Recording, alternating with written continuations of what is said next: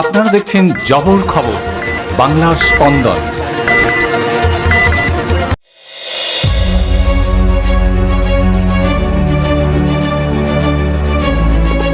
রাজন্না হালদারকে নিয়ে সোশ্যাল মিডিয়ায় কুরুচিকর পোস্ট।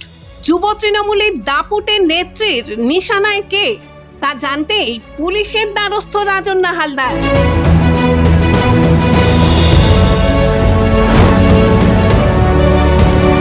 তৃণমূলের যুবনেত্রী রাজন্না হালদার বছর কয়েক আগে কলকাতার ধর্মতলায় তৃণমূলের শহীদ সভার মঞ্চে বক্তৃতা করতে দেখা গিয়েছিল রাজন্নাকে।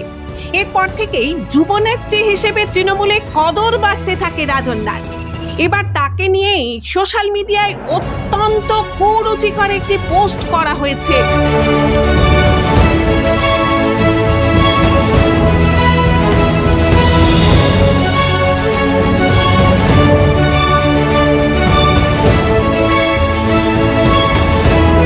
সোশ্যাল মিডিয়ায় পোস্টটি দেখে লালবাজারে যোগাযোগ করেন রাজন্না।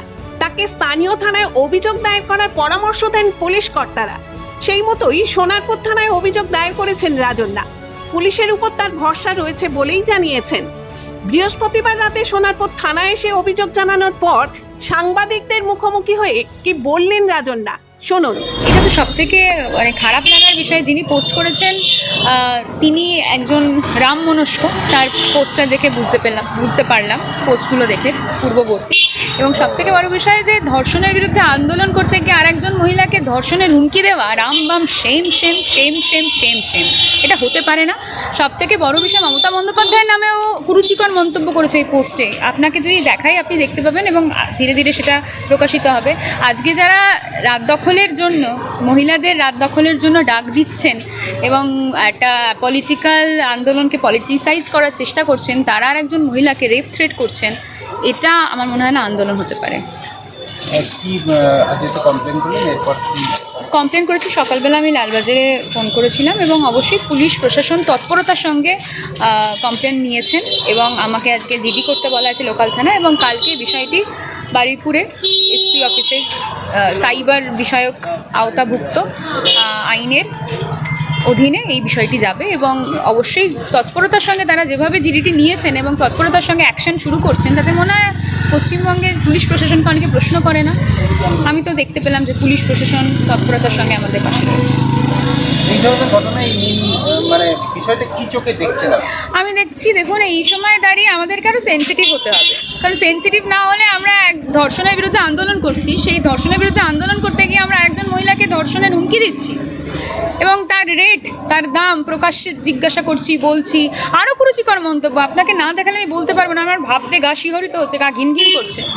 যারা প্রশ্ন করেছিলেন না তৃণমূল কংগ্রেসের মহিলা নেতৃত্বরা চুপ কেন, তারাই কিন্তু এই কাজগুলো করছে। এবং সবথেকে বড় বিষয়, একজন মহিলা হিসেবে ভাবতে খারাপ লাগছে যে আর একজন মহিলা, যিনি পোস্টটি করেছেন তিনিও একজন মহিলা, আর একজন মহিলাকে অপরাধ কি তৃণমূল কংগ্রেস করি, এটাই অপরাধ।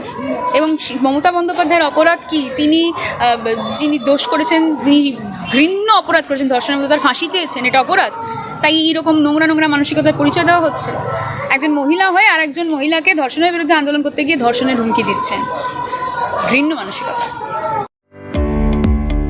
মেডিকো মাল্টি স্পেশালিটি ক্লিনিক ও ডায়াগনস্টিক, এখানে অত্যাধুনিক মেশিনে CT scan, CTG, 4D, ultrasonography, digital X-ray সহ সমস্ত ধরনের শারীরিক পরীক্ষা করা হয়।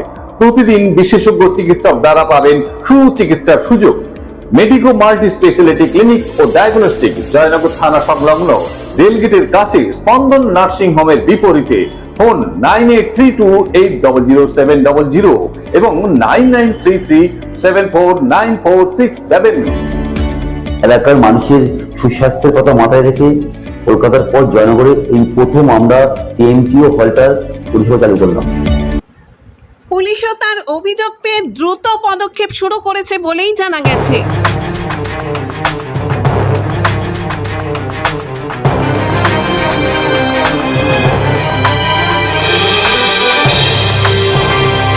মেয়েদের রাত দখল শীর্ষক কর্মসূচি নিয়েও মুখ খুললেন রাজন্না।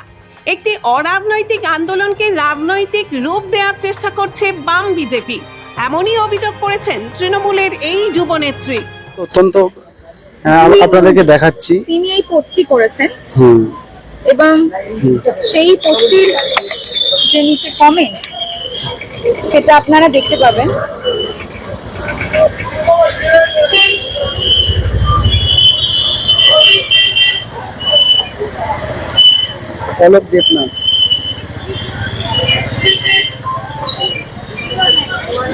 দাঁড়ান, আমি আরো দেখাচ্ছি।